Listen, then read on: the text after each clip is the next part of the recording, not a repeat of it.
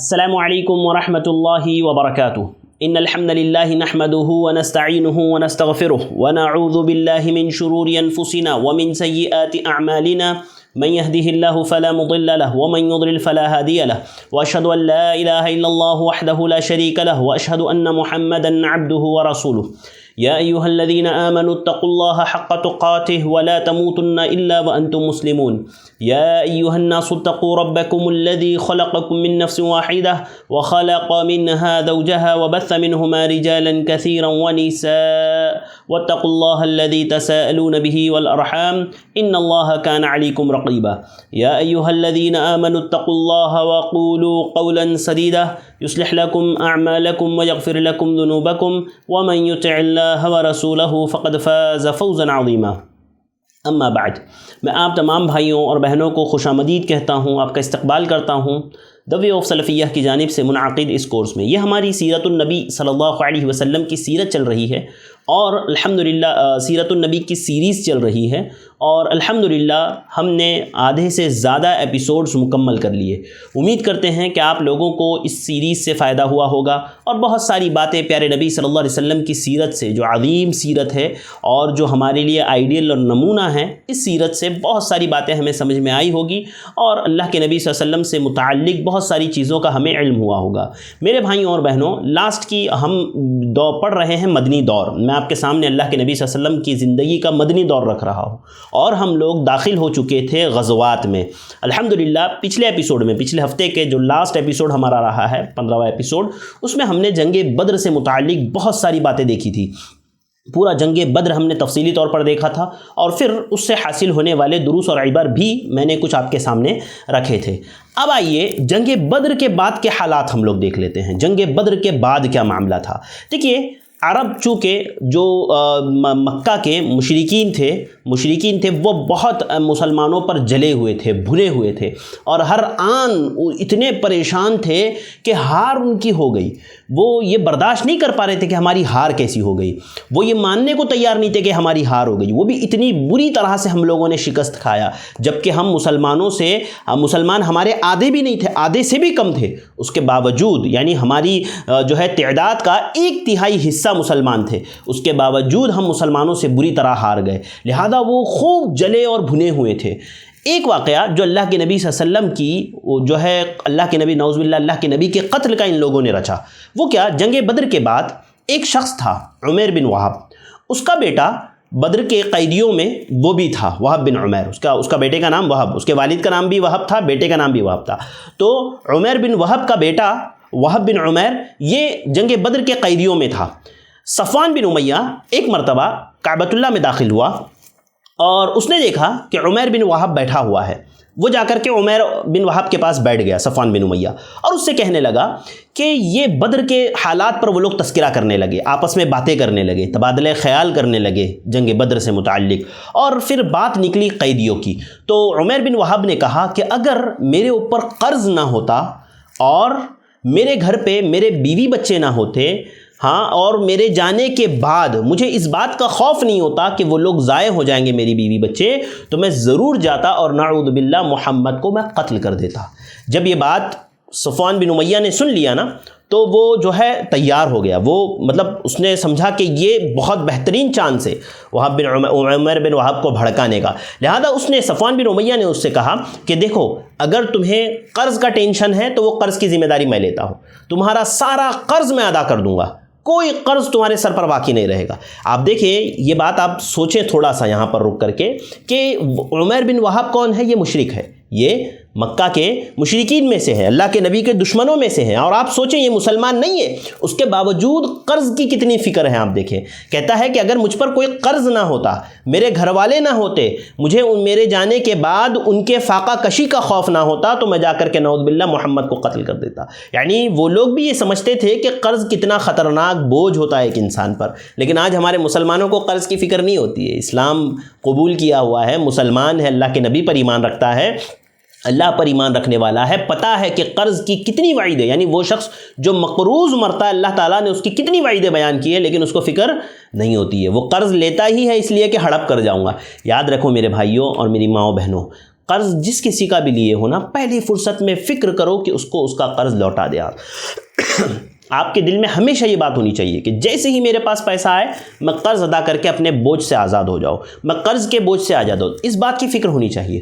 لہذا صفوان بن امیہ نے اس کو غنیمت سمجھا اور عمیر بن وہاب کو بہکایا اور بھڑکایا، کہا کہ تمہارے پورے قرض کی ذمہ داری میری، میں تمہاری طرف سے مکمل قرض ادا کروں گا۔ رہی بات تمہارے گھر والوں کی، تمہارے بیوی بچوں کی، تمہارے اہل و عیال کی، تو وہ تمہارے جانے کے بعد تمہارے اہل و عیال میرے ہیں، تمہارے اہل و عیال میرے ہیں، میں ان کو سنبھالوں گا، میں ان کی ساری ضروریات پوری کروں گا، میں ان کی ساری دیکھ بھال کروں گا، ہر چیز جو میرے گھر میں آئے گی وہ ان کے لیے بھی جائے گی۔ وہب بن جو ہے صفوان بن امیہ نے عمیر بن وہاب کو خوب بھڑکایا۔ اب عمیر نے کہا کہ ٹھیک ہے، اب جب تم نے ساری ذمہ داری لے لی ہے تو پھر مجھے مرنے کا بھی خوف نہیں، مجھے مرنے کا بھی ڈر نہیں۔ اس نے اپنی تلوار لی، اس کو زہر میں ڈبویا اور وہ لے کر کے 2 دن بعد مدینے کی طرف نکل گیا۔ کس نیت سے؟ پیارے نبی صلی اللہ علیہ وسلم کو نعوذ باللہ قتل کرنے کی نیت سے۔ یہ عمیر بن وہاب جو ہے مدینہ جاتا ہے اور ابھی دروازے پہ ہی ہوتا ہے کہ حضرت عمر فاروق رضی اللہ تعالیٰ عنہ دیکھ لیتے ہیں اور کہتے ہیں یہ اللہ کا دشمن عمیر یہاں آیا ہے، ضرور یہ کسی برے ارادے سے آیا ہے۔ حضرت عمر اسے پکڑتے ہیں اور اس سے پوچھتے ہیں عمیر کیوں آئے ہو ادھر؟ تو عمیر کہتا ہے کہ میں بدر کے قیدیوں سے متعلق بات کرنے کے لیے آیا ہوں۔ جب حضرت عمر نے اس کی تلوار لٹکی ہوئی دیکھا تو کہا کہ تلوار لٹکا کر کے تم جو ہے بدر کے قیدیوں کے تعلق سے بات کرنے آئے ہو؟ اس کی تلوار نکالی اور اسی کی گردن پر رکھ دی اور پھر اللہ کے نبی صلی اللہ علیہ وسلم کو خبر پہنچائی کہ عمیر آیا ہے۔ پیارے نبی صلی اللہ علیہ وسلم نے کہا اسے حاضر کرو، اسے میرے پاس لے آؤ۔ لہذا عمیر کو پیارے نبی صلی اللہ علیہ وسلم کے پاس لے جایا گیا۔ عمیر کو جب پیارے نبی صلی اللہ علیہ وسلم کے پاس لے جایا گیا تو اللہ کے نبی صلی اللہ علیہ وسلم نے کہا کہ اچھا عمیر بن وہاب آئے ہیں تو آؤ بیٹھو۔ اس کو بٹھایا، پوچھا کیا ارادہ ہے، کیوں آئے ہو ادھر؟ کہا بدر کے قیدیوں سے متعلق بات کرنے کے لیے آیا ہو اللہ کے نبی۔ کہا کہ بدر کے قیدیوں سے متعلق بات کرنے کے لیے آئے ہو اور ابھی تلوار لٹکا کر کے آئے ہو؟ 2 بار 3 بار پیارے نبی صلی اللہ علیہ وسلم نے پوچھا تو اس نے جواب نہیں دیا، سچ نہیں بتایا۔ پیارے نبی صلی اللہ علیہ وسلم نے خود کہا کہ دیکھو مجھے پتا ہے تم حتیم میں بیٹھے ہوئے تھے صفوان بن امیہ کے ساتھ اور تم دونوں نے بیٹھ کر کے آپس میں بدر کے قیدیوں کے تعلق سے باتیں کی، تبادلہ خیال کیا۔ اس کے بعد تم نے اپنی مجبوریاں صفوان بن امیہ کے سامنے رکھی اور اس نے تم سے یہ وعدہ کیا کہ وہ تمہارے سارے قرض کو ادا کر دے گا، تمہارے اہل و عیال کو سنبھالے گا، ان کی ساری ضروریات کو پورا کرے گا۔ اس بات پر تم دونوں نے اتفاق کیا اور تم میرے قتل کے ارادے سے مکہ سے نکلے۔ جیسے ہی عمیر نے یہ بات سنی کہا اشہد ان لا الہ الا اللہ واشہد ان محمدا عبدہ ورسولہ، یعنی وہ مسلمان ہو گیا، اس نے شہادت کا اقرار کر لیا اور کہا کہ میں اس بات پر ایمان رکھتا ہوں کہ اللہ کے علاوہ کوئی معبود برحق نہیں اور آپ اللہ کے نبی اور رسول ہیں۔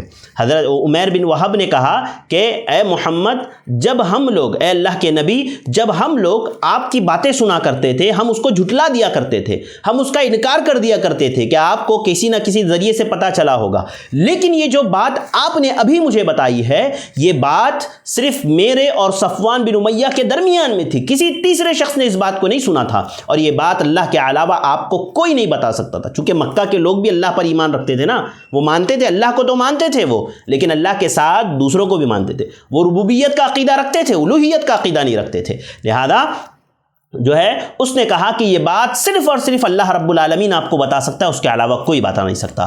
لہذا وہ مسلمان ہوتا ہے۔ اللہ کے نبی صلی اللہ علیہ وسلم کہتے ہیں کہ عمیر کو لے جاؤ اور ان کو جو ہے اسلام سمجھاؤ، اسلام سکھاؤ تمہارے بھائی کو۔ حضرت عمیر کو لے جایا جاتا ہے، انہیں اسلام سکھایا جاتا ہے اور ان کے قیدی کو آزاد کر دیا جاتا ہے۔ یہ امام ابن ہشام نے حسن سند کے ساتھ اس کو نقل کیا ہے السیرہ النبویہ میں، جلد 2 صفحات 371 374۔ بعض العلم نے اس واقعے پر کلام کیا ہے لیکن بعض العلم نے اس کو حسن قرار دیا ہے۔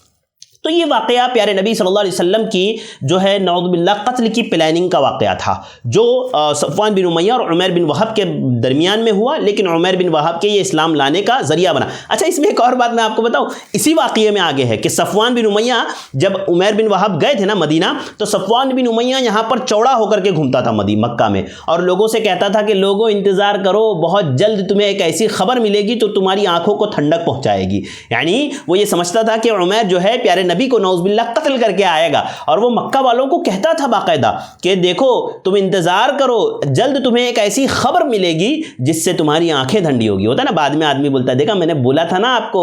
لہذا یہ بولا کرتا تھا وہ، اور جو بھی قافلہ اس طرف سے آ رہا ہوتا نا اس سے جو ہے عمیر کی خبر لیتا. جیسے ہی ایک قافلہ آیا حضرت عمیر بن وہب کے اسلام قبول کرنے کے بعد، جیسے ہی ایک قافلہ مکہ آیا، اس نے صفوان بن امیہ نے اس سے پوچھ لیا عمیر کی خبر. اس نے کہا وہ تو مسلمان ہو گیا ہے، وہ تو مسلمانوں کے ساتھ مل گیا ہے.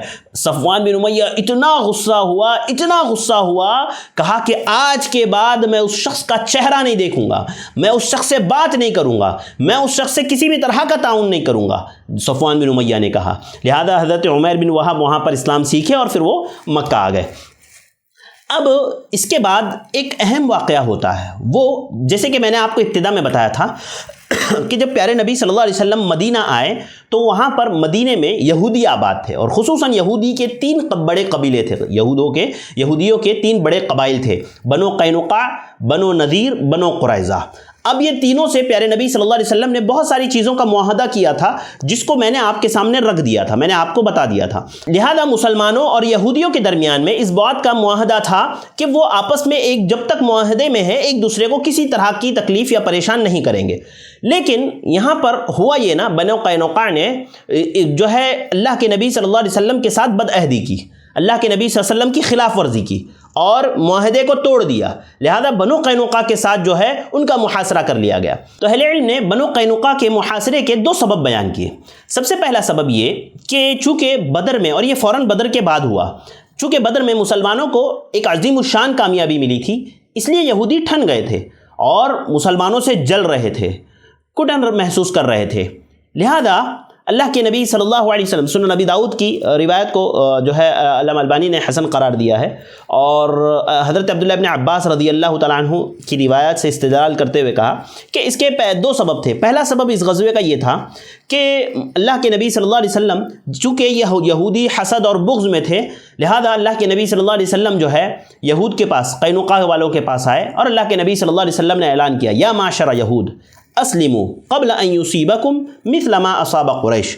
اے یہودیوں سن لو، اسلام قبول کر لو، اس سے پہلے کہ تمہارے پاس وہ چیز آئے جو ہے قریش کے پاس آئی. یعنی جس طرح سے قریش ہارے، شکست خوردہ ہوئے، کہیں تم بھی ایسے نہ ہو جاؤ، لہذا تم اسلام قبول کرو. اللہ کے نبی صلی اللہ علیہ وسلم نے ان لوگوں کو جو ہے اس بات کا اعلان کیا. اور یہ ایسے ہی اللہ کے نبی نے نہیں کیا تھا، بلکہ ان لوگوں کا حسد اور ان لوگوں کی چیزیں یہ کھل کر کے آ رہی تھی قینقاع کی، کہ یہ لوگ کس طرح کی حرکتیں کر رہے ہیں. اسی لیے ان کی حرکتوں سے باز رکھنے کے لیے اللہ کے نبی صلی اللہ علیہ وسلم نے ان لوگوں سے کہا تھا یا معشر یہود اسلموا قبل ان یصیبکم مثل ما اصاب قریشا، کہ جو ہے قینقاع یہودیوں سنو، اسلام قبول کر لو اس سے پہلے کہ تمہارے لیے وہ رسوائی، وہ ذلت آ جائے جو قریش کو آئی تھی. تو وہ لوگ کہنے لگے اے محمد تم کیا سمجھتے ہو، ہمیں ان قریشی مشرکوں کی طرح سمجھ رہے ہو ہاں، اور ہمیں ہلکے میں لے رہے ہو. ان لوگوں نے کہا اللہ کے نبی صلی اللہ علیہ وسلم سے کہ ہم جو ہے ان بیوقوفوں کی طرح نہیں ہیں، ہم مضبوط ہیں،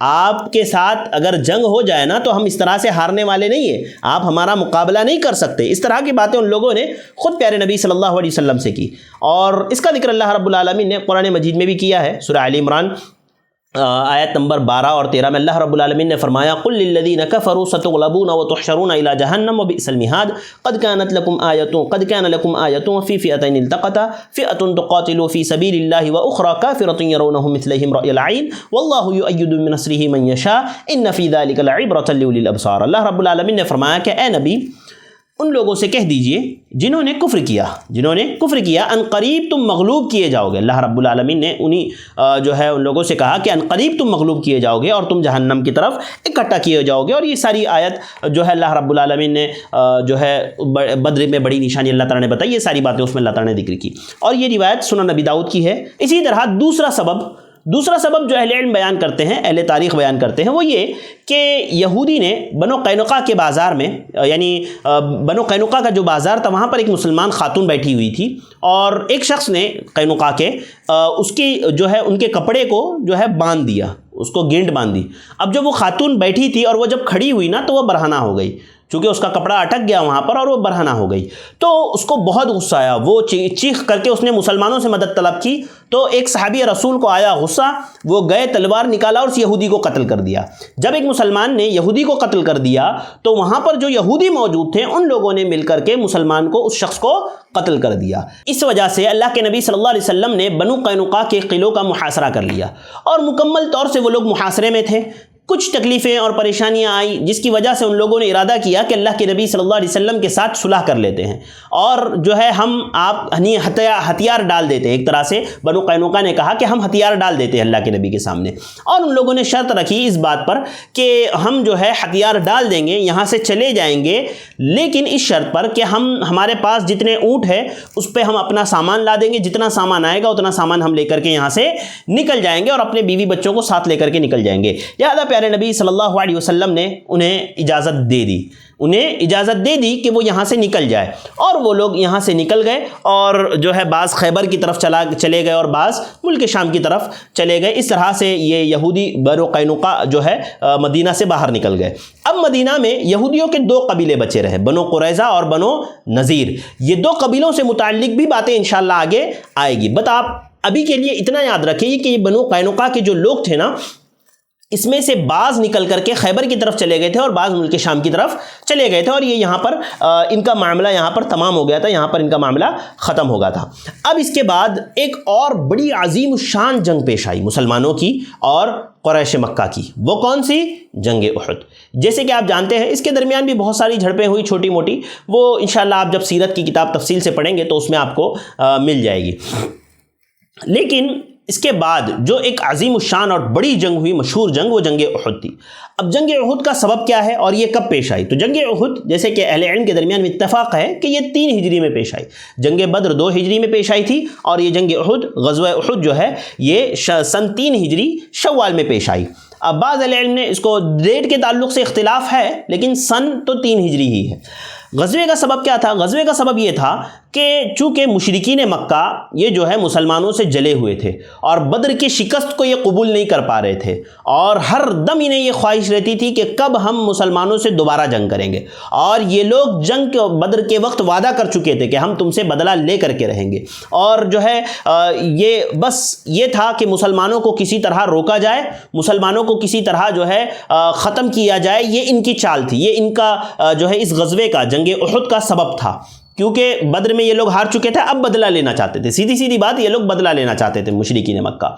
جنگ احد کے لیے دونوں نے تیاریاں کی، مسلمانوں نے بھی تیاریاں کی اور کفار و مشرکین نے بھی تیاریاں کی۔ اللہ رب مسلمانوں نے اس طرح سے تیاریاں کی کہ اپنے پاس 1000 اونٹ تھے، 50,000 دینار تھے، اور بھی بہت کچھ تھا، وہ بیچ باچ کر کے جنگ کی تیاریاں کی۔ اور مشرکین نے بھی جنگ کی تیاری کی۔ وہ کیسے؟ جو قافلہ ابو سفیان کا، آپ کو پتا ہے جنگ بدر کا جو سبب بنا تھا، ملک شام جو قافلہ گیا تھا ابو سفیان کا، اور پھر وہ صحیح سلامت واپس مکہ پہنچ گیا تھا، اور یہی قافلہ جنگ بدر کا سبب بنا تھا۔ لہذا ان لوگوں نے اس قافلے کے پورے سامان کو بیچ دیا، اور اس کو پورا کا پورا مال جو ہے ان لوگوں نے جنگ کی تیاری میں لگا دیا۔ اللہ رب العالمین نے اسی کا ذکر کرتے ہوئے فرمایا سورہ اعراف میں، ان الذين كفروا ينفقون اموالهم ليصدوا عن سبيل الله فسينفقونها ثم تكون عليهم حسرة ثم يغلبون۔ فرمایا اللہ رب العالمین نے کہ جن لوگوں نے کفر کیا وہ اپنے اموال اللہ کی راہ سے روکنے کے لیے خرچ کریں گے، تو یہ خرچ کریں، لیکن ان کا یہ خرچ کرنا حسرت اور ندامت کا باعث ہوگا۔ اللہ رب العالمین نے صاف طور پر کہہ دیا۔ لہذا یہ جو ہے مشرکین مکہ نے خوب اس کے لیے بہترین تیاریاں کی جنگ احد کے لیے، اور اس میں اپنے حلیف و تمام قبائل کو بنایا، بنو کنانہ، تیہامہ، تمام مل کر کے جو ہے تقریباً 3000 جو ہے جنگجو اکٹھا کیے، اور ان کے پاس 200 گھوڑے، 700 زرہ پوش جوان، اسی طرح سے میمنہ پر جو ان کا دستہ تھا میمنہ کا، اس پر جو ہے خالد بن ولید جو ابھی مسلمان نہیں ہوئے تھے، اور میسرہ والے دستے پر جو ہے اکرمہ بن ابی جہل مقرر تھے۔ اور بالکل ان لوگوں نے تو حتیٰ کہ اہل علم لکھتے ہیں کہ ان لوگوں نے عورتوں کو بھی ساتھ لے گئے تھے۔ بعض اہل علم میں اختلاف ہوا کتنی عورتیں تھیں، راجح قول کے مطابق 15 عورتیں تقریباً تھیں ان کے درمیان میں، جو ان کے جوش اور ولولے کو بڑھانے کے لیے رکھی گئی تھی، اور اس لیے بھی رکھی گئی تھی کہ کوئی جنگ سے واپس نہ بھاگے، اگر کوئی بھاگے گا تو یہ عورتیں انہیں عار دلائے گی بھاگنے سے، لہذا اس لیے ان لوگوں نے عورتوں کو بھی ساتھ لیا تھا، اور یہ عورتوں کو بھی ساتھ لے کر کے گئے تھے۔ اب اللہ کے نبی صلی اللہ علیہ وسلم نے یہ خواب دیکھا اس کے بعد آپ صلی اللہ علیہ وسلم نے صحابہ کی مجلس شورا بلائی. چونکہ اللہ کے نبی صلی اللہ علیہ وسلم کا معمول تھا، ہم نے بدر میں بھی دیکھا کہ اللہ کے نبی صلی اللہ علیہ وسلم صحابہ اکرام سے مشورہ کیا کرتے تھے کہ ہمیں کیا کرنا چاہیے ایسے ماحول میں، ایسے حالات میں. لہذا اللہ کے نبی صلی اللہ علیہ وسلم نے ایک مشورہ جو ہے قائم کیا. اب مشورے میں پہلی بات یہ آئی کہ لڑا کہاں جائے، مدینے کے اندر لڑا جائے یا باہر جا کر کے لڑا جائے، مدینے سے باہر نکل کے لڑا جائے. تو بعض صحابہ اکرام کا مشورہ یہ تھا کہ مدینے کے اندر لڑا جائے، مدینے میں رہ کر کے لڑا جائے اور ان فوج کو اندر آنے دیا جائے. جب وہ لوگ اندر آ جائیں گے تو ان کے اوپر جو ہے ہم حملہ کر دیں گے اور چھتوں کے اوپر سے عورتیں بھی جو ہے ان پر اٹیک کرے گی. اس طرح سے ان لوگوں نے بعض صحابہ اکرام نے کہا. اور ان کہنے والوں میں عبداللہ بن ابی بھی تھا، منافق، رئیس المنافق عبداللہ بن ابی بن سلول، وہ بھی تھا. اس نے بھی کہا کہ ہاں جو ہے ہم مدینے کے اندر لڑیں گے. لیکن اس کا مقصد کچھ اور تھا، صحابہ اکرام کا مقصد کچھ اور تھا. اس کا مقصد یہ نہیں تھا، یعنی جنگ کی کوئی تدبیر نہیں بتا رہا تھا یہ عبداللہ بن ابی. یہ بتا رہا تھا، یہ اس لیے کہہ رہا تھا تاکہ یہ یہاں پر رہ کر کے چھپ سکے اور کسی کو پتہ بھی نہ چلے، یعنی جنگ بھی نہ کرے اور کسی کو پتہ بھی نہ چلے. اس لیے اس نے یہ بات کہی کہ ہم لوگ مدینہ میں جو ہے رہ کر کے لڑیں گے. لیکن جو صحابہ کرام، نوجوان صحابہ کرام تھے، فضلاء صحابہ کرام تھے جو جنگ بدر میں شامل تھے، ایسے صحابہ کرام کا مشورہ یہ تھا نا کہ ہم لوگوں کو شہر کے باہر نکل کے لڑنا چاہیے، اندر نہیں لڑنا چاہیے. اب چونکہ کسی بھی قوم کے نوجوان اس کی ریڑھ کی ہڈی ہوتی ہے، اسی لیے اللہ کے نبی صلی اللہ علیہ وسلم نے ان لوگوں کی بات کو قبول کیا اور انہی میں سر فہرست حضرت حمزہ رضی اللہ تعالیٰ عنہ بھی تھے. وہ بھی چاہتے تھے کہ باہر جا کر کے ہم لڑیں.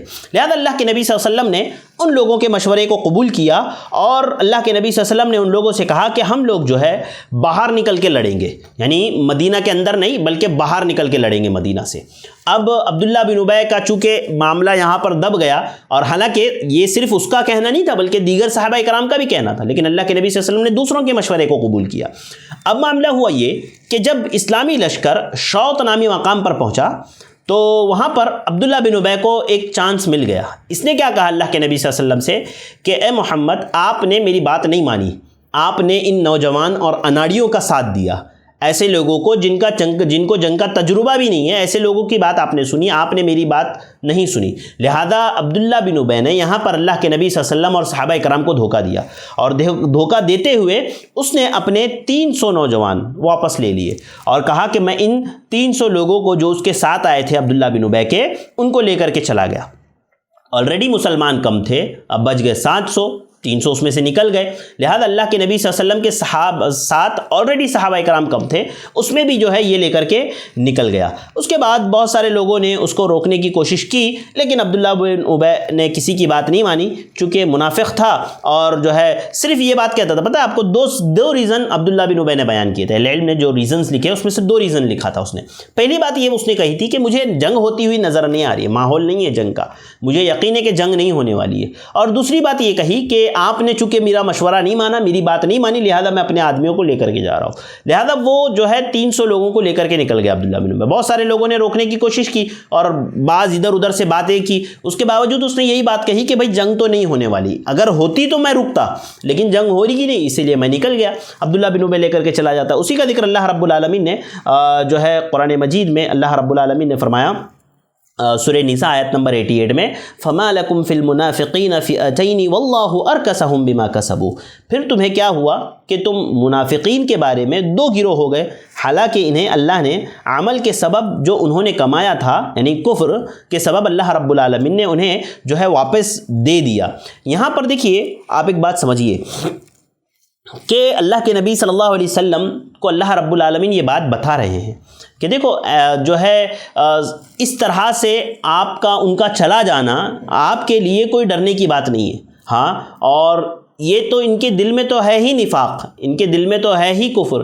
لہذا اللہ کے نبی صلی اللہ علیہ وسلم نے اس پر کوئی بات نہیں کہی. عبداللہ بن عمرو بن حرام وغیرہ نے جو ہے بہت ساری باتیں کہی، عبداللہ بن ابی کو روکنے کی کوشش کی، لیکن وہ کسی بھی صورت میں رکنے کے لیے تیار نہیں تھا اور رکنے پر آمادہ نہیں تھا. لہذا ان لوگوں نے اس کو چھوڑ دیا. صحیح بخاری میں یہ روایت ہے، حدیث نمبر 4050، کہ عبداللہ بن ابی کس طرح سے جو ہے پیارے نبی صلی اللہ علیہ وسلم کو دھوکہ دے کر کے اور لڑائی سے منہ پھیر کر کے عین موقع پر جب مسلمانوں کی ایک شدید لڑائی ہونے والی تھی، وہ اللہ کے نبی صلی اللہ علیہ وسلم اور صحابہ کرام کا جو ہے ساتھ چھوڑ کر کے بھاگ کھڑا ہوا. اب لشکر چونکہ اللہ کے نبی صلی اللہ علیہ وسلم کا پہلے ہی کم تھا اور اس میں کچھ بالکل نوجوان تھے، تو اللہ کے نبی صلی اللہ علیہ وسلم نے ان نوجوانوں کو واپس کرنا چاہا، یعنی وہ لوگ جو ابھی جنگ کی عمر کو نہیں پہنچے، اللہ کے نبی صلی اللہ علیہ وسلم نے چاہا کہ احد سے ان لوگوں کو واپس کر دیا جائے۔ ان میں بہت سارے لوگوں کے نام اہل علم نے گنائے ہیں جو کم عمر تھے، جیسے عبداللہ بن عمر تھے، زید بن ثابت تھے، اسی طرح اسامہ بن زید تھے، نعمان بن بشیر تھے، زید بن ارقم تھے۔ ایسے کئی صحابہ کرام کو اللہ کے نبی صلی اللہ علیہ وسلم نے جو ہے واپس کرنے کا ارادہ کیا۔ انہی صحابہ کرام میں جن کو اللہ کے نبی صلی اللہ علیہ وسلم واپس کر رہے تھے، صحیح بخاری کی حدیث ہے کہ ایک تھے رافع بن خدیج۔ اللہ کے نبی صلی اللہ علیہ وسلم نے ان کو جنگ میں آنے کی اجازت دے دی، اس لیے کہ وہ بہت ماہر تیر انداز تھے، وہ بہت شاندار تیر اندازی کرتے تھے، لہذا پیارے نبی صلی اللہ علیہ وسلم نے جو ہے ان کو اجازت دے دی آنے کی، رافع بن خدیج کو۔ جب یہ بات جو ہے حضرت سمرہ کو پتہ چلی کہ رافع بن خدیج کو جو ہے اللہ کے نبی صلی اللہ علیہ وسلم نے آنے کی اجازت دے دی ہے، تو سمرہ غصہ ہو گئے، جا کر کے اللہ کے نبی صلی اللہ علیہ وسلم نے کہا کہ اللہ کے نبی آپ نے، حالانکہ وہ بھی چھوٹی عمر کے تھے، کہا آپ نے رافع کو اجازت دی ہے، میں تو اس سے اچھا لڑتا ہوں، کہا کہ میں اس کو پچھاڑ سکتا ہوں۔ اللہ کے نبی صلی اللہ علیہ وسلم نے جب ان کو دیکھا، اس جذبے کو دیکھا ان کے، تو اللہ کے نبی صلی اللہ علیہ وسلم نے انہیں بھی جنگ میں آنے کی اجازت دے دی۔ لہذا یہ دونوں حضرات جو ہے پیارے نبی صلی اللہ علیہ وسلم کے ساتھ جنگ میں شامل ہوئے۔ صحیح بخاری حدیث نمبر 4097۔ اب معاملہ یہ ہوا نا کہ اللہ کے نبی صلی اللہ علیہ وسلم ان صحابہ کرام کو لے کر کے، جن کی تعداد تقریباً 700 تھی، اللہ کے نبی ان کو لے کر کے احد کی طرف نکلے۔ اب مسئلہ یہ تھا نا کہ احد کی طرف جانے کے لیے دشمنوں کے پاس سے گزرنا تھا، لہذا اللہ کے نبی نے اعلان کیا کہ کون ہے جو ہمیں کسی اور راستے سے جو ہے احد کی طرف لے جائے۔ تو ابو خیثمہ صحابی رسول نے کہا کہ اللہ کے نبی صلی اللہ علیہ وسلم میں آپ کو لے جاتا ہوں، لہذا انہوں نے ایک راستے سے اللہ کے نبی صلی اللہ علیہ وسلم کو لے گئے اور جو ہے دشمنوں سے بچاتے ہوئے اللہ کے نبی صلی اللہ علیہ وسلم کو جو ہے اللہ کے نبی حضرت جو ہے ابو خیثمہ نے احد تک پہنچا دیا۔ اب اللہ کے نبی صلی اللہ علیہ وسلم ڈٹ گئے احد میں تیاری کی طرف کہ جنگ ہونے والی ہے، جنگ کی تیاری کے لیے۔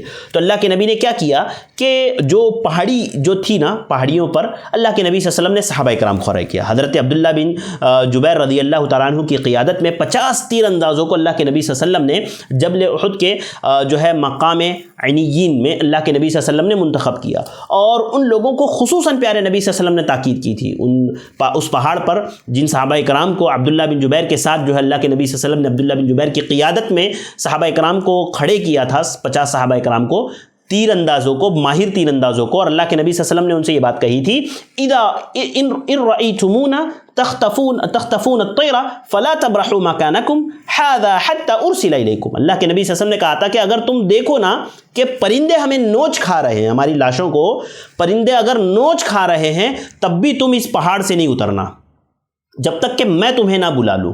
یعنی اللہ کے نبی صلی اللہ علیہ وسلم نے کہا کہ دیکھ رہے ہوں اگر تم مسلمان شکست کھا رہے ہیں اور ہماری لاشوں کو پرندے نوچ رہے ہیں، تب بھی تم اس پہاڑ سے نہیں ہلنا جب تک کہ میں اجازت نہ دوں، میں تمہیں نہ بلا لوں۔ یہ روایت جو ہے صحیح بخاری کی روایت ہے، حدیث نمبر 3039۔ اللہ کے نبی صلی اللہ علیہ وسلم نے 50 صحابہ کرام کو وہاں پر نصب کر دیا اور اوپر صحابہ کرام کو کھڑے کیا، پہاڑ کے دامن میں خود پیارے نبی صلی اللہ علیہ وسلم کھڑے ہو گئے، اور نشیبی جانب نیچے کے حصے پر اللہ کے نبی صلی اللہ علیہ وسلم نے مشرکین کے لیے جگہ چھوڑ دی۔ اب دشمن اور پیارے نبی صلی اللہ علیہ وسلم بالکل آمنے سامنے ہیں، اور جنگ احد کا معرکہ گرم ہوتا ہے، ہاں گرم ہوتا ہے۔ صحابہ کرام آپس میں پہلے تو سنگل جیسے بدر میں ہوئی تھی ویسے ہی سنگل جنگ ہوتی ہے، ایک سنگل شخص کی، اس کے بعد پھر پورا لشکر آپس میں ایک دوسرے سے ٹکرا جاتا ہے اور خون ریز معرکہ ہوتا ہے۔ ایسے معرکے میں کچھ واقعات جو بڑے شاندار رونما ہوئے۔ ایک واقعہ یہ ہوا کہ پیارے نبی صلی اللہ علیہ وسلم نے صحابہ کرام میں اعلان کیا اور فرمایا، من یأخذ منی ھذا السیف، کون ہے جو مجھ سے آج میری یہ تلوار لے گا؟ اور تو صحابہ کرام کہنے لگے اللہ کے نبی صلی اللہ علیہ وسلم ہم لیں گے اس تلوار سے ہم لڑیں گے۔ تمام صحابہ کرام ہاتھ اٹھانے لگے۔ پھر آگے آپ صلی اللہ علیہ وسلم نے فرمایا، من یأخذہ بحقہ، کون ہے جو اس تلوار کا حق ادا کرے گا؟ اب صحابہ کرام سوچ میں پڑ گئے کہ اللہ کے نبی کی تلوار کا حق ادا کرنا تو بڑا مشکل کام ہے، لیکن ایک صحابی رسول تھے ابو دجانہ، انہوں نے وہ تلوار اٹھا لی، سماک ابن خرشہ ان کا نام تھا، اور کہا کہ اللہ کے نبی صلی اللہ علیہ وسلم میں جو ہے آپ کی تلوار کا حق ادا کروں گا۔ آگے راوی حدیث فرماتے ہیں کہ پیارے نبی صلی اللہ علیہ وسلم نے ان سے کہا ان تضرب به العدو حتى تنحنی، اللہ کے نبی صلی اللہ علیہ وسلم نے انہیں تلوار دیتے ہوئے کہا کہ اتنا مارو، اس تلوار سے تم دشمن کو مارو، اتنا مارو کہ یہ مڑ جائے۔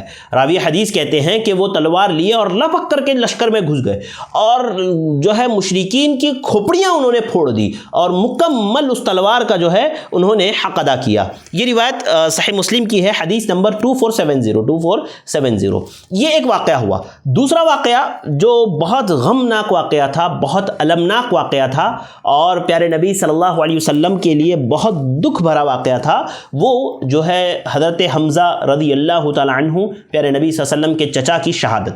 حضرت حمزہ رضی اللہ تعالی عنہ کو ایک وحشی غلام شہید کرتا ہے۔ طعیمہ بن عدی کہ جو تھا جبیر بن مطعم کا یہ جو ہے چچا تھا جس کو حضرت حمزہ نے قتل کیا تھا بدر میں، لہذا وہ ایک وحشی غلام کو حضرت حمزہ کے پیچھے لگا دیتا ہے اور کہتا ہے کہ صرف حمزہ کے ساتھ رہنا اور انہیں قتل کرنا۔ لہذا وہ وحشی غلام حضرت حمزہ کے پیچھے لگ جاتا ہے، ایک پتھر کے پیچھے جا کے چھپ جاتا ہے۔ جیسے ہی حضرت حمزہ رضی اللہ تعالیٰ عنہ سے سامنا ہوتا ہے، ایک جو ہے کھنجر جو ہے ایک برچھا دور ہی سے حضرت حمزہ رضی اللہ تعالیٰ عنہ پر پھینکتا ہے جو ان کے سینے کے آر پار ہو جاتا ہے۔ انا للہ و انا الیہ راجعون۔ اس جنگ میں ایک عظیم صحابی رسول، شاندار صحابی، اللہ کے نبی صلی اللہ علیہ وسلم کے جانثار، آپ کے چچا، سگے چچا حضرت حمزہ رضی اللہ تعالیٰ عنہ شہید ہو جاتے ہیں۔ اس طرح سے ان کو دھوکے سے قتل کر دیا جاتا ہے۔ اچھا، آپ اس میں ایک بات سمجھیں، ایک بات یاد رکھیں کہ بعض لوگ یہاں پر ایک روایت جو ہندا کے تعلق سے ہیں رضی اللہ عنہ، بعد میں انہوں نے اسلام قبول کیا، کہ انہوں نے حضرت حمزہ کا سینہ چیرا اور پھر اس سے کلیجے کو نکالا اور اسے اپنے دانتوں سے چبایا، یہ سب موضوع روایات ہے، یہ سب ضعیف روایت ہے۔ صحیح روایت سے ایسا ثابت نہیں ہے۔ حضرت حمزہ کا مصلح کرنا یہ کسی بھی صحیح روایت سے ثابت نہیں ہے۔ اسی لیے اہل تاریخ اور جو ہے خصوصاً اہل علم جو ہے اس واقعے کو ضعیف قرار دیتے ہیں۔ لہذا حضرت حمزہ رضی اللہ تعالیٰ عنہ کی جو ہے دردناک شہادت اس جنگ میں ہوتی ہے، جنگ احد میں۔ اسی طرح اسی جنگ میں حضرت مصعب بن عمیر رضی اللہ تعالیٰ عنہ بھی لڑتے بے جگری سے لڑتے شہید ہوتے ہیں۔ حضرت مصعب بن عمیر رضی اللہ تعالیٰ عنہ یہ وہی صحابی ہے جن کو ابتدا میں اللہ کے نبی صلی اللہ علیہ وسلم نے مدینہ بھیجا تھا دعوت و تبلیغ کے لیے، لوگوں کو دین پہنچانے کے لیے۔ لہذا حضرت مصعب بن عمیر بھی اس جنگ میں شہید ہوتے ہیں۔ اس کے بعد جھنڈا حضرت علی رضی اللہ تعالیٰ عنہ اٹھاتے ہیں، حتیٰ کہ مسلمان ڈٹ کر کے مقابلہ کرتے ہیں مشرکین کا، اور اتنی تیزی سے مشرکین پر حملہ کرتے ہیں کہ انہیں واپس ان کے ڈیروں کی طرف ڈھکل دیتے ہیں اور انہیں مشرکین کو جو ہے قتل کر دیتے ہیں، کئی ایک مشرکین کو، ان کے جھنڈے گر جاتے ہیں۔ اب ان میں کسی میں یہ طاقت نہیں ہوتی ہے کہ وہ جھنڈے کو اٹھائے، اور اللہ رب العالمین مسلمانوں کو اس جنگ میں فتح یاب کرتا ہے۔ یعنی جنگ احد میں احد کی بات کر رہا ہوں، مسلمانوں کو فتح مل جاتی ہے۔ اللہ رب العالمین نے قرآن مجید میں فرمایا وَلَقَدْ صَدَقَكُمُ اللَّهُ وَعْدَهُ إِذْ تَحُسُّونَهُمْ بِإِذْنِهِ، یقینا اللہ تعالیٰ نے تم سے اپنا وعدہ سچ کر دکھایا جب تم احد میں ان مشرکین کو ان کے اذن سے گاجر مولی کی طرح، اللہ رب العالمین نے کہا تم کاٹ رہے تھے، ان کو کاٹ رہے تھے تم گاجر مولی کی طرح،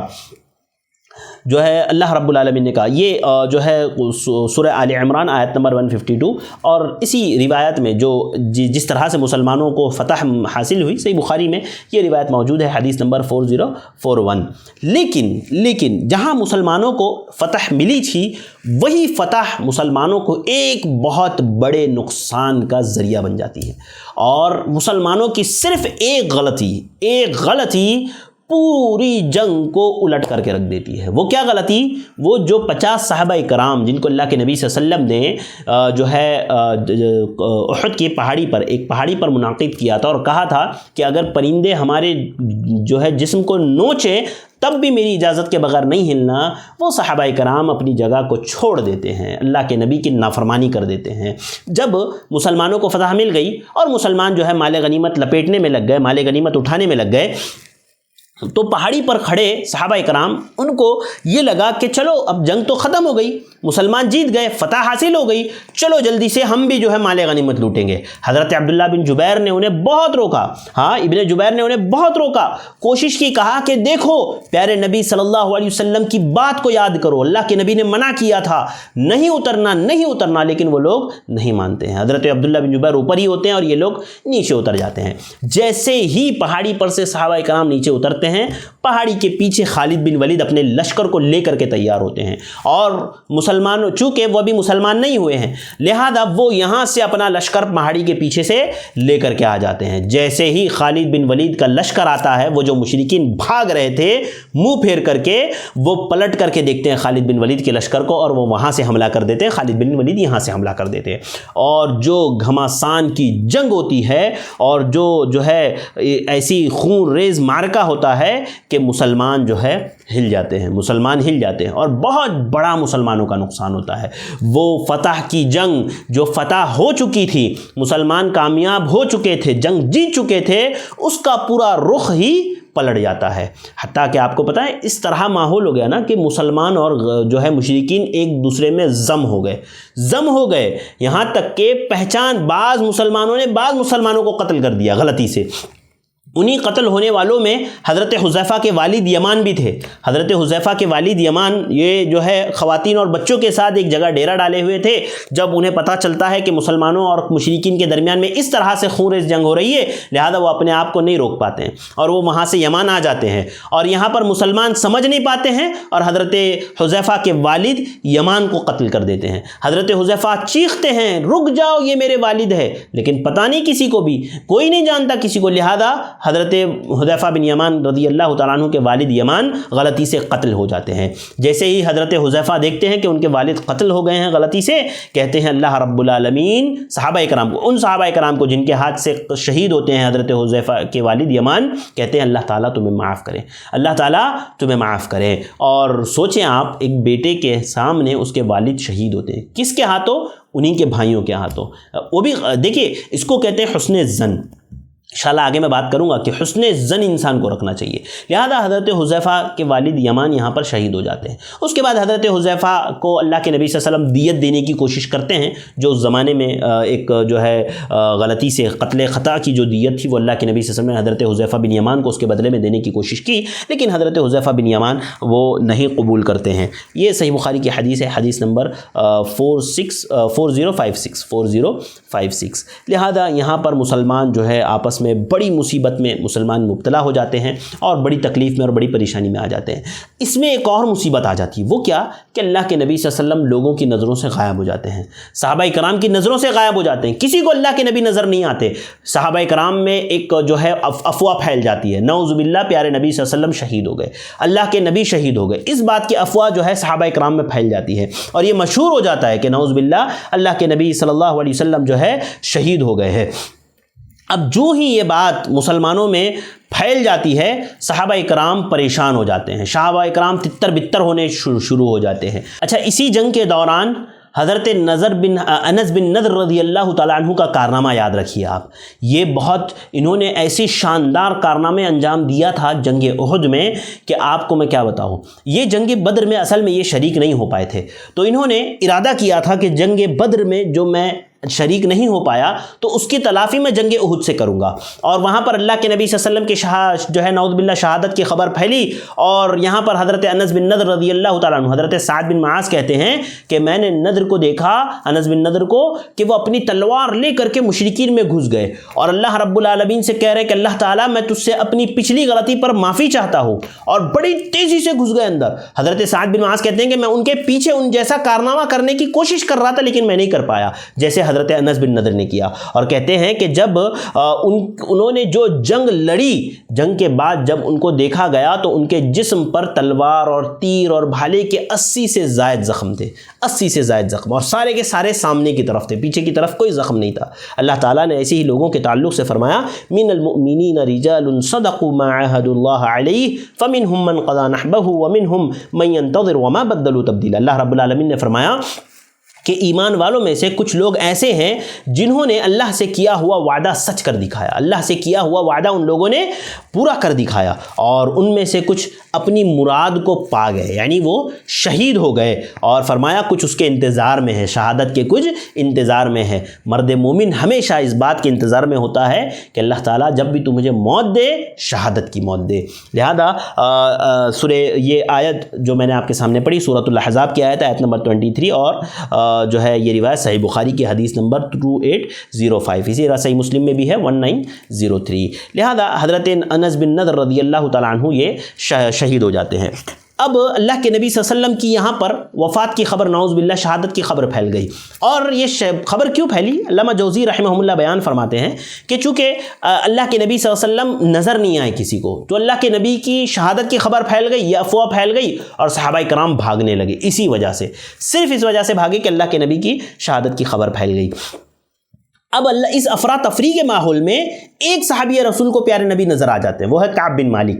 کعب بن مالک رضی اللہ تعالیٰ عنہ پیارے نبی صلی اللہ علیہ وسلم کو دیکھ لیتے ہیں اور اعلان کرتے ہیں کہ اللہ کے نبی زندہ ہے۔ اللہ کے نبی صلی اللہ علیہ وسلم فوراً حضرت کعب بن مالک کو روک لیتے ہیں کہ کہیں مشرکین کو یہ آواز نہ چلی جائے، مشرکین کو میرا ٹھکانہ یعنی اللہ کے نبی صلی اللہ علیہ وسلم کا ٹھکانہ پتہ نہ چل جائے۔ لیکن مشرکین آپ صلی اللہ علیہ وسلم کے قریب پہنچ جاتے ہیں، اللہ کے نبی کے قریب آئے مشرکین جنگ احد میں، چونکہ مسلمان اب جو ہے پسپا ہو رہے ہیں، مسلمانوں کے اوپر وہ غالب آ رہے ہیں مشرکین، لہذا اللہ کے نبی صلی اللہ علیہ وسلم کے پاس جو صحابہ کرام تھے اس میں سے جن لوگوں نے اللہ کے نبی صلی اللہ علیہ وسلم کی حفاظت کی، تقریباً اہل علم کہتے ہیں 7 صحابہ کرام اللہ کے نبی صلی اللہ علیہ وسلم کے پاس اس وقت تھے، کچھ انصار کے تھے، کچھ مہاجر تھے۔ اللہ کے نبی صلی اللہ علیہ وسلم نے اعلان کیا من يردهم عنا وله الجنہ او هو رفیقی فی الجنہ۔ اللہ کے نبی صلی اللہ علیہ وسلم فرمایا کہ جو آج مجھے ان مشرکین کو مجھ سے دور کرے گا وہ جنت میں داخل ہوگا، یا وہ جنت میں میرے ساتھ ہوگا۔ یہ بات پیارے نبی صلی اللہ علیہ وسلم نے کہی، لہذا صحابہ کرام اس خواہش میں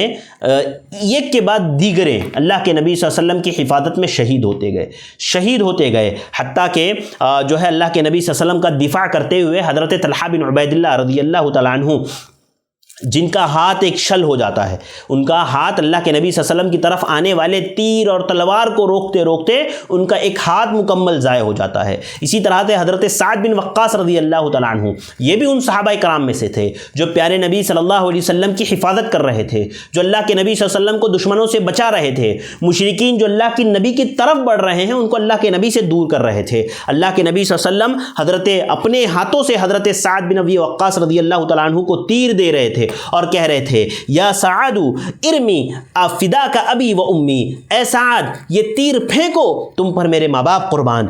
حضرت علی بن ابی طالب رضی اللہ تعالیٰ عنہ فرماتے ہیں کہ حضرت سعد بن ابی وقاص یہ اکیلے وہ خوش نصیب صحابہ ہیں، تمام صحابہ کرام میں جتنے صحابہ کرام ہیں ان تمام میں حضرت سعد بن ابی وقاص رضی اللہ تعالیٰ عنہ یہ اکیلے خوش نصیب صحابہ میں سے ہیں، یہ اکیلے ایک خوش نصیب صحابی ہے جن کے لیے اللہ کے نبی صلی اللہ علیہ وسلم نے یہ جملہ کہا۔ حضرت سعد بن ابی وقاص کے علاوہ کسی کے لیے بھی اللہ کے نبی صلی اللہ علیہ وسلم نے یہ جملہ نہیں کہا یا سعد ارمی اباک فداک ابی و امی، فداک ابی و امی۔ اللہ کے نبی صلی اللہ علیہ وسلم کہتے اے سعد یہ لو تیر پھینکو تمہارے اوپر میرے ماں باپ قربان۔ یہ بات اللہ کے نبی کہتے جاتے اور حضرت سعد کو تیر دیتے جاتے، اور اللہ کے نبی صلی اللہ علیہ وسلم ایسے نہیں کہ اللہ کے نبی صلی اللہ علیہ وسلم نے صحابہ کرام کو لڑایا، نہیں، خود بھی اللہ کے نبی صلی اللہ علیہ وسلم لڑے۔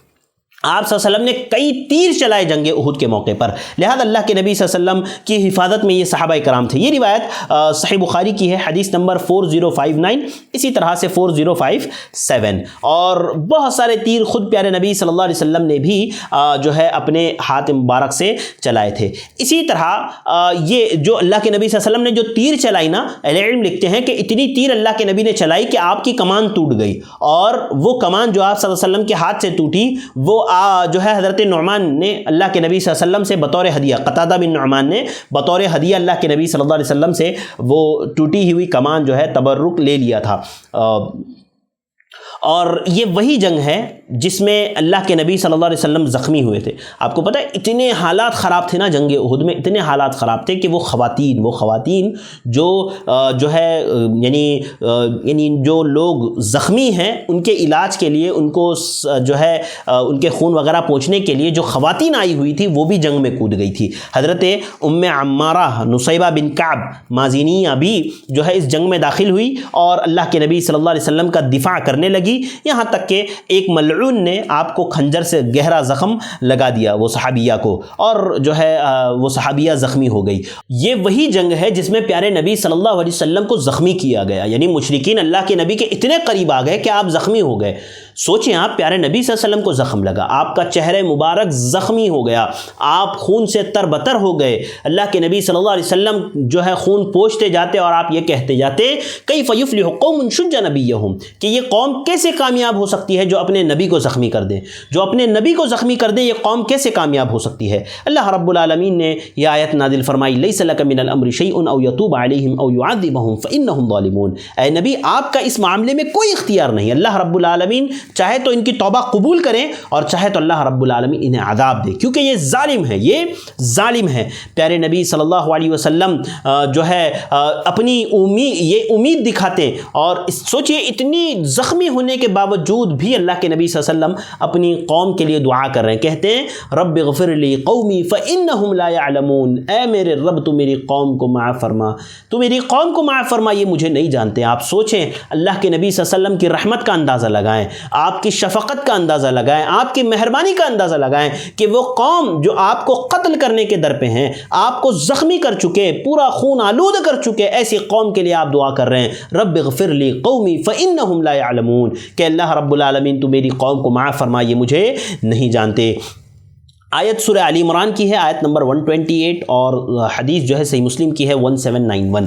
اللہ کے نبی صلی اللہ علیہ وسلم اتنے زخمی ہوتے ہیں، حضرت فاطمہ رضی اللہ تعالی عنہا جو ہے آپ کے چہرے سے خون پوچھ رہی ہوتی ہے، آپ کے چہرے سے جو ہے آپ کے جسم سے خون پوچھ رہی ہوتی ہے، آنکھوں سے زار و قطار آنسو جاری ہے حضرت فاطمہ رضی اللہ تعالی عنہا کے. حضرت علی رضی اللہ تعالی عنہ جو ہے ڈھال میں پانی لا کر کے اللہ کے نبی صلی اللہ علیہ وسلم پر انیلتے رہتے ہیں. حضرت فاطمہ صاف کر رہی ہے آپ کا لیکن خون نہیں رک رہا، پانی ڈالنے کی وجہ سے خون مزید بہ رہا ہے. ہاں راوی حدیث کہتے ہیں کہ حضرت فاطمہ نے فوراً چٹائی جلائی اور اس کی راکھ لا کر کے اللہ کے نبی صلی اللہ علیہ وسلم کے زخموں پر رکھ دیا. یہ صحیح بخاری کی روایت ہے، صحیح بخاری حدیث نمبر 4075، کہ حضرت فاطمہ نے جو ہے آگ جلائی اور جو ہے چٹائی جلائی اور اس کی راکھ لا کر کے جو ہے اللہ کے نبی صلی اللہ علیہ وسلم کے جو ہے زخم پر رکھ دی، جس کی وجہ سے خون نکلنا بند ہو گیا. تو اللہ کے نبی صلی اللہ علیہ وسلم جو ہے اس جنگ میں آپ صلی اللہ علیہ وسلم زخمی کر دیے جاتے ہیں. اور یہ وہی جنگ ہے جس میں ایک صحابی رسول، آپ کو پتہ ہے کتنے شاندار صحابی رسول، اللہ کے صحیح بخاری کی حدیث ہے، حدیث نمبر 4046، ایک صحابی رسول پیارے نبی صلی اللہ علیہ وسلم کے پاس آتے ہیں، کہتے ہیں اللہ کے نبی صلی اللہ علیہ وسلم جو ہے اگر میں اس جنگ میں جاؤں اور جنگ کروں فقاتلت فأین انا، میں اس میں جنگ کروں تو میں کہاں رہوں گا، اگر میں شہید ہو جاؤں تو میں کہاں رہوں گا. اللہ کے نبی صلی اللہ علیہ وسلم فرمایا فی الجنہ. راوی حدیث کہتے ہیں فألقى تمرات كن في يده فقاتل حتى قتل، کہتے ہیں کہ اس کے ہاتھ میں، اس صحابی کے ہاتھ میں کھجوریں تھیں، کچھ کھجوریں کھا رہے تھے وہ، انہوں نے فوراً ان کھجوروں کو پھینکا اور جا کر کے جنگ کی، حتیٰ کہ وہ شہید ہو گئے، لڑتے لڑتے وہ صحابی رسول شہید ہو گئے.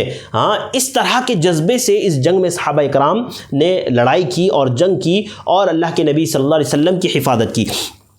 جب جنگ کا معرکہ خوب گرم ہو گیا اور مسلمان جو ہے تھوڑا سا پسپا ہو گئے، کمزور ہو گئے، ابو سفیان جو ہے سینہ چوڑا کرتے ہوئے آیا، آگے آ کر کے کہنے لگا کیا تم میں محمد ہے صلی اللہ علیہ وسلم. اللہ کے نبی صلی اللہ علیہ وسلم نے صحابہ سے کہا خاموش رہو.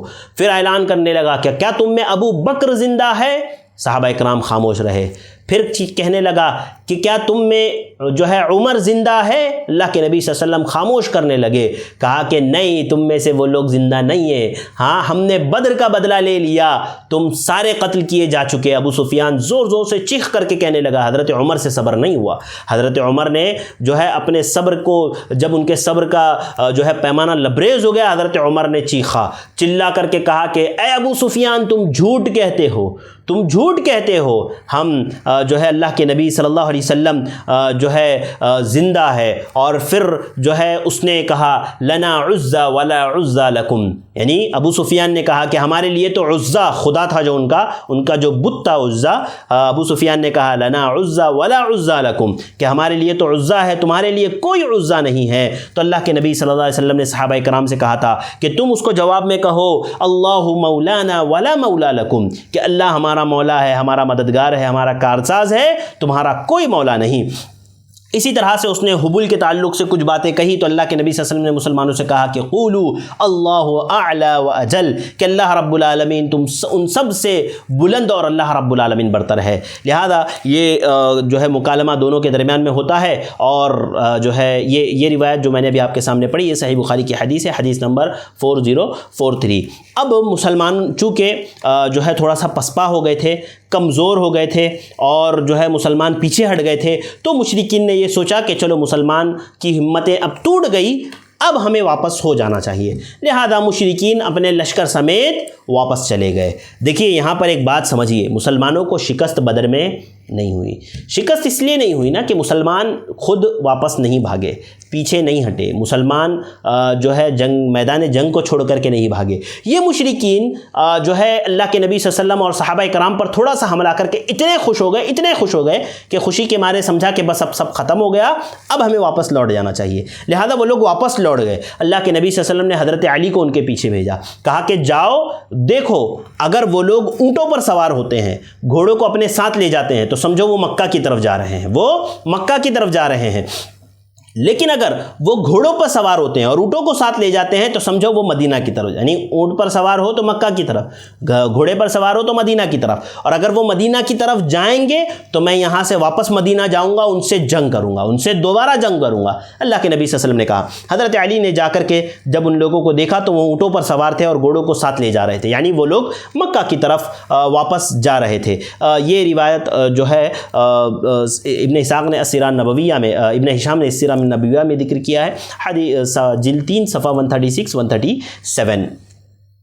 جب جنگ کا غبار ذرا کم ہوا اور یہ لوگ نکل گئے تو اللہ کے نبی صلی اللہ علیہ وسلم اور صحابہ کرام نے دیکھا کہ 70 صحابہ کرام شہید ہوئے, 70 صحابہ کرام, اور انہی میں جو ہے جانباز صحابی حضرت حمزہ رضی اللہ تعالیٰ عنہ بھی تھے. اور مشرکین 22 قتل کیے گئے, 22 مشرکین اس جنگ میں قتل کیے گئے. آپ دیکھیں, سوچیں آپ کہ کتنی بڑی بات ہے کہ صحابہ کرام میں حضرت حمزہ جیسے صحابی رسول شہید ہوئے. اچھا, اب اس کے بعد آپ دیکھیں کہ یہ لوگ جب مشرکین یہاں سے نکلے نا مسلمانوں کے پاس سے, جنگ بدر ہی کے موقع پر جب مسلمانوں کے پاس سے یہ مشرکین نکلے, ان کو تھوڑا سا دور جانے کے بعد احساس ہوا کہ ہم نے غلطی کی. ان مشرکین کو, ابو سفیان کے لشکر کو احساس ہوا تھوڑا سا دور جانے کے بعد. کیا احساس ہوا؟ ان لوگوں نے یہ ارادہ کیا کہ ہم نے غلطی کی, ہم کو مسلمانوں کو بالکل ختم کر کے آنا چاہیے تھا, ہم کو مسلمانوں کو بالکل نیست و نابود کر کے آنا چاہیے تھا, ہم نے ان کو چھوڑ کر کے غلطی کر دی. اب یہ لشکر جو مکہ کی طرف جا رہا تھا, ان لوگوں نے ارادہ کیا کہ ہم واپس آئیں گے, واپس اسی وقت آ کر کے مسلمانوں سے مقابلہ کریں گے. اور پیارے نبی صلی اللہ علیہ وسلم کو اس بات کا اندیشہ تھا کہ یہ لوگ آئیں گے, یہ لوگ اس طرح کی حرکت کریں گے. اللہ کے نبی کو اس بات کا اندیشہ تھا. لہذا اللہ کے نبی صلی اللہ علیہ وسلم کو جب یہ خبر پہنچی کہ یہ لوگ جو ہے واپس نکل رہے ہیں, اللہ کے نبی صلی اللہ علیہ وسلم نے صحابہ میں اعلان کیا لا یخرج معنا الا من شہد القتال, کہ ہمارے ساتھ وہی لوگ نکلیں گے جو غزوہ احد میں تھے. ہمارے ساتھ اللہ کے نبی نے کہا کہ وہی لوگ نکلیں گے جو غزوہ احد میں تھے. اللہ اکبر. میں آپ کو بتاؤں, صحابہ کرام تمام کے تمام تیار ہو گئے نکلنے کے لیے. آپ سوچیں, اللہ اکبر, قربان جائیں ان صحابہ کرام پر.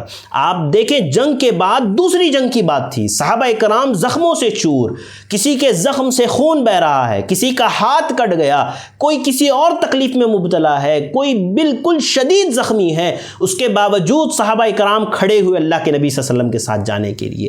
ایک جنگ کے بعد دوسری جنگ کی بات ہے, ابھی صحابہ کرام صحیح سے سنبھلے نہیں, صحیح سے علاج ہوا نہیں, صحیح سے جو ہے اپنے آپ کو سنبھالا نہیں, اس کے باوجود پیارے نبی صلی اللہ علیہ وسلم کے ساتھ جنگ کے لیے تیار ہے. یہ ہے اطاعت, یہ ہے اطاعت گزاری, یہ ہے فرمان فرما برداری، یہ ہے اللہ کے نبی سے محبت۔ لہذا اللہ کے نبی صلی اللہ علیہ وسلم نے ان صحابہ کرام کو لیا اور آپ صلی اللہ علیہ وسلم ان لوگوں کے پیچھے گئے۔ حمراء الاسد تک آپ صلی اللہ علیہ وسلم پہنچے، وہاں پر معبد ابن معبد الخزاعی وہاں پر ملے۔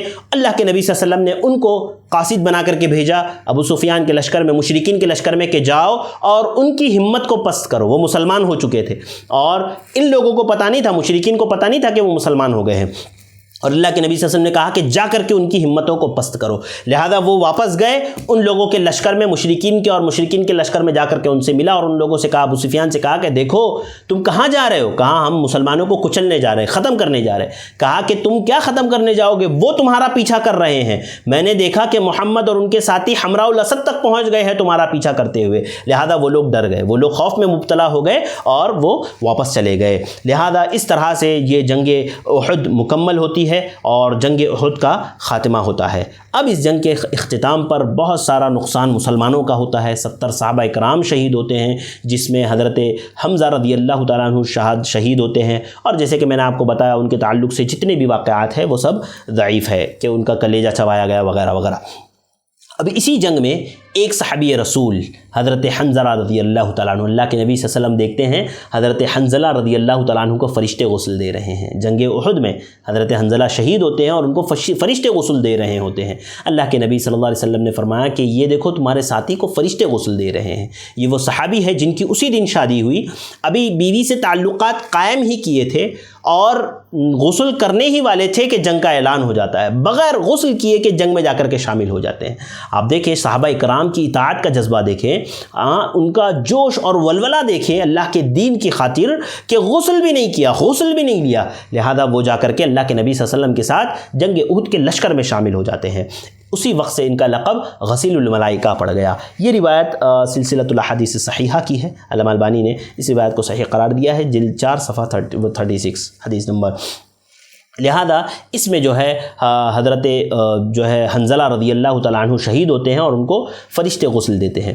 اسی طرح اس جنگ میں ایک اور واقعہ جیسے کہ میں نے آپ کو بتایا حضرت یمان کا ہوتا ہے، جو حضرت حذیفہ بن یمان کے والد تھے جن کو غلطی سے قتل کر دیا جاتا ہے۔ اچھا، اس جنگ میں ایک اور واقعہ پیش آتا ہے، قزمان کا واقعہ۔ قزمان کا وہ کیا واقعہ ہے؟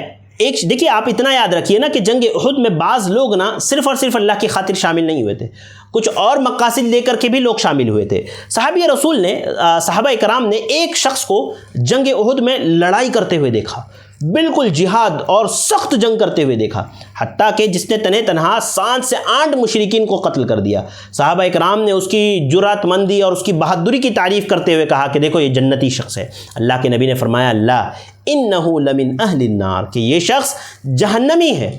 صحابی اللہ کے نبی نے فرمایا کہ یہ شخص جہنمی ہے۔ صحابی رسول حیران ہو گئے، ایک صحابی حیران ہو گئے کہ یہ لڑ رہا ہے، مسلمانوں کے لیے لڑ رہا ہے اور مشرکین کو قتل کر رہا ہے، 7-8 مشرکین کو قتل کر چکا، یہ کیسے جہنمی ہو سکتا ہے؟ وہ صحابی اس کے پیچھے لگ جاتے ہیں قزمان کے، اور اس کے پیچھے گھومتے رہتے ہیں یہاں تک کہ قزمان کو ایک زخم لگتا ہے، اور زخم لگنے کی بنیاد پر وہ جو ہے خودکشی کر لیتا ہے، وہ خودکشی کر لیتا ہے، اور جو ہے وہ لڑ رہا تھا اپنے آپ کے لیے، اپنے نام کے لیے، اپنے آپ کے جو ہے بڑائی بتانے کے لیے۔ لہذا وہ شخص جو ہے اللہ کے نبی صلی اللہ علیہ وسلم کی اس پر پیشن گوئی صادق آتی ہے۔ یہ روایت ابن ہشام میں ہے اور بعض علم نے اس کی سند کو منقطع قرار دیا ہے، جلد 3 صفحہ 129، اور بعض علم نے اس روایت کو صحیح قرار دیا ہے۔ لہذا یہ ایک قزمان کا ایک واقعہ چونکہ مشہور واقعہ ہے، یہ میں نے آپ کے سامنے رکھا۔ اسی طرح ایک اور واقعہ پیش آتا ہے، ایک اور چیز دیکھیے، صحابہ کرام کی نا حد درجے محبت پیارے نبی صلی اللہ علیہ وسلم سے،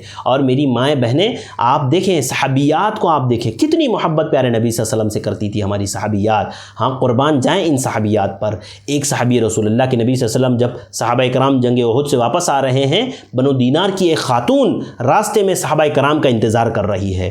ایک صحابی آتے ہیں اور بنو دینار کی اس خاتون کو خبر دیتے ہیں کہ آپ کے والد اس جنگ میں شہید ہو گئے، آپ کے والد اس جنگ میں شہید ہو گئے۔ وہ کہتے ہیں ٹھیک ہے، مجھے بتاؤ پیارے نبی صلی اللہ علیہ وسلم کیسے؟ چونکہ چونکہ وہ افواہ پھیل چکی تھی نا جنگ احد میں کہ اللہ کے نبی صلی اللہ علیہ وسلم نعوذ باللہ جو ہے شہید ہو گئے ہیں، لہذا وہ کہتی ہے کہ اللہ کے نبی صلی اللہ علیہ وسلم کیسے ہیں بتائیں۔ ایک صحابی رسول دوسرے آتے ہیں وہاں سے، وہ خبر دیتے ہیں کہ آپ کے بھائی شہید ہو گئے ہیں، بنو دینار کی اس خاتون کو، کہتی ہیں کہ وہ بات ٹھیک ہے لیکن بتاؤ پیارے نبی صلی اللہ علیہ وسلم کیسے ہیں۔